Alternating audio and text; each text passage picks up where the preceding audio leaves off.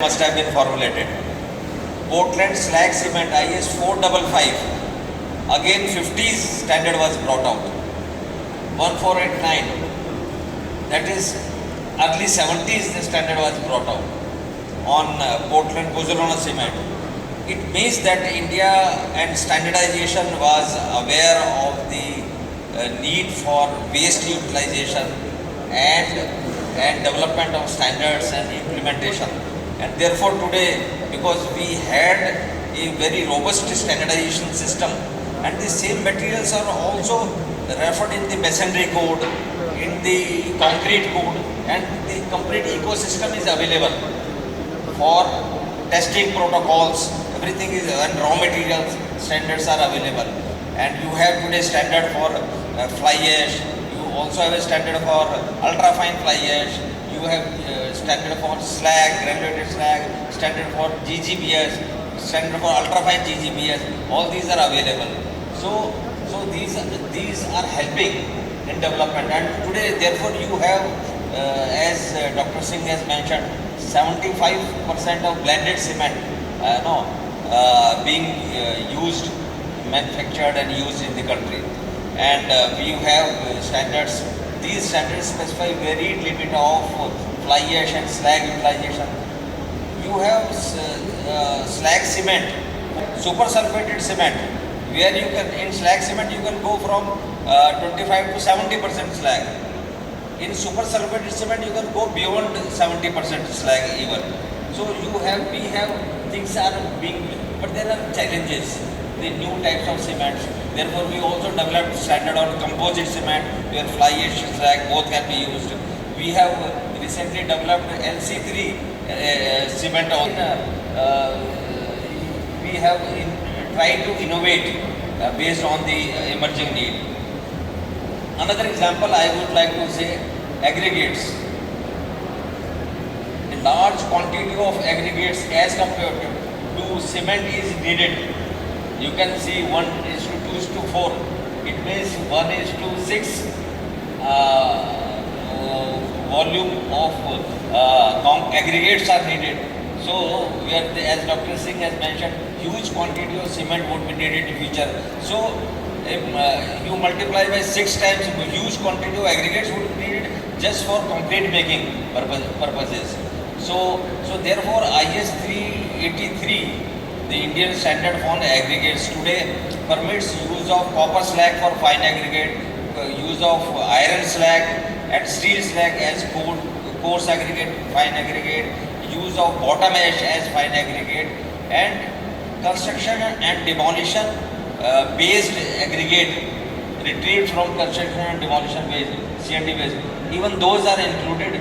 All these are as part replacement of natural aggregates. The standard is again under revision, comprehensive revision, and based on the research work, these inclusions were done based on the work done at National Council for Cement and Building Materials. They have further done more research in the area and increased percentages of part replacement of aggregates by these waste material. One example I would like to particularly say where more scope is needed and they have also done work is construction demolition waste aggregate. C&D is an important resource. As our buildings are becoming old and old, more construction and demolition and more construction is going to happen. More construction demolition waste is going to be generated as we refurbish building, renovate building, demolish building, create more buildings and structures. We will have lots of C&D waste. And therefore, in the country, lot of C&D waste management plants are coming. There is a C&D waste management rules and guidelines are also available by CPCB, and therefore an ecosystem has been developed today. And C&D waste has been included for retrieval of aggregates in 383 as recycled concrete aggregate RCA, those aggregates which are extracted from concrete portion of the waste. Recycled aggregate which are from all materials, whether from masonry, bricks, tiles, concrete and mixed together, and they are allowed for different coarse and fine aggregate part replacement of natural aggregate. This is another thing. We have also in the country plants available where fly ash is being converted into aggregates. So we have a sintered fly ash aggregate, IS 9142 part 2, and these standards are available. They are certified also. There are today 5 licenses for aggregates as per 38. BIS certified licenses for sintered fly ash aggregate as well. So these need to be accelerated. Another thing is our concrete code IS 456, which is permitting use of variety of such waste material direct addition in concrete itself. That is one thing.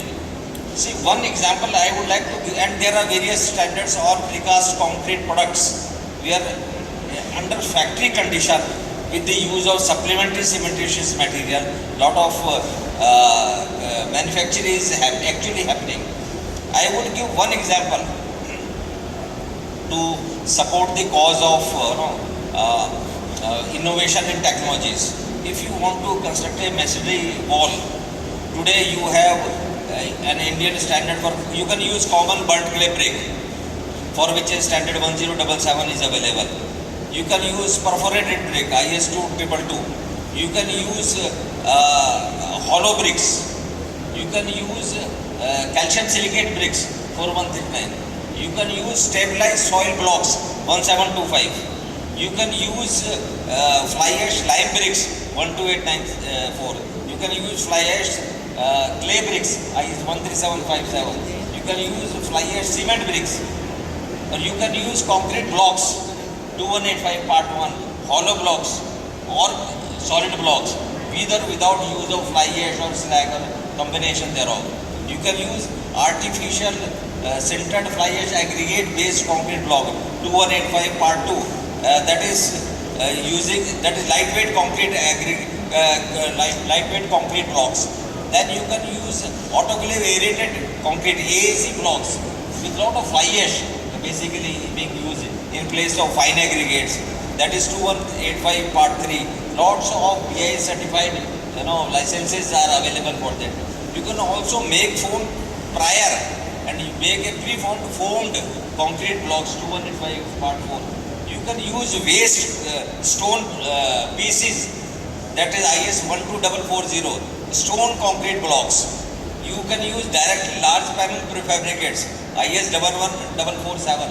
So all these options are available today and technologically duly BIS certified for all of you to make use of. So these are the ways, because all materials may not be available at all places. So locally available materials and locally available skill is another important. That should be utilized. We have a standard 12679 on byproduct gypsum. Lot of byproduct gypsum in different industry is being produced as a waste material, including in fertilizer industry, and they have obtained BIS certification also. So that byproduct gypsum is one area which can be used in different construction activities and is permitted as per Indian standard. These are phospho gypsum, fluoro gypsum, marine gypsum, and in thermal power plant FGD gypsum is being produced in large quantity. So that can be used. One important news is that IS 456 is under revision, and in this particular revision, lot of emphasis is being given to durability, service life design of structures, and there lot of quantification is happening to the chloride ingress, carbonation, and sulfate attack, and which will help us in encouraging utilization of some of these supplementary materials, because the test results are proving that they will be suitable, the kind of mix that are being produced. Similarly, in other areas like wood products, agro waste, industrial waste, a series of standards are available for various paneling material, partitioning material. You have bamboo based material, jute based material, coir based material, which are entirely waste otherwise. Coir for example. And then you have a not only steel design code, your concrete design code, you also have a timber design code, bamboo design code. You can use plantation timber as a cash crop, poplar, eucalyptus, and all those alternatives are available.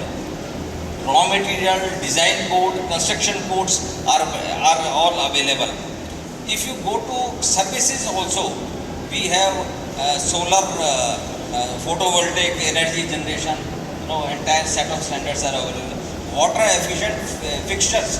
Today you can purchase BIS certified star rated water efficient fixtures with single star, double star, triple star, rated fixtures which are available in the market. IS 17650, for various plumbing products, that is sanitary ware as well as sanitary fittings are available. Now, but then the race is against standards. We make standards, more innovations happen. You cannot standardize, as you rightly said, all of them. So the National Building Code permits, NBC, National Building Code of India permits use of alternative materials and technologies, for which standard may not be available. There are schemes available in the country. Either the authority can certify themselves through R&D or use the government scheme. One of the schemes available is of PACS, Performance Appraisal Certification Scheme, run by BMTPC, Building Material Technology Promotion Council, Ministry of Housing and Urban Affairs, Government of India. So such schemes are also available. So I would suggest that we should continue to work in this area. The research should continue to happen, standards should continue to be made, and options are also available to use the innovative material for which standards are not available. Thank you.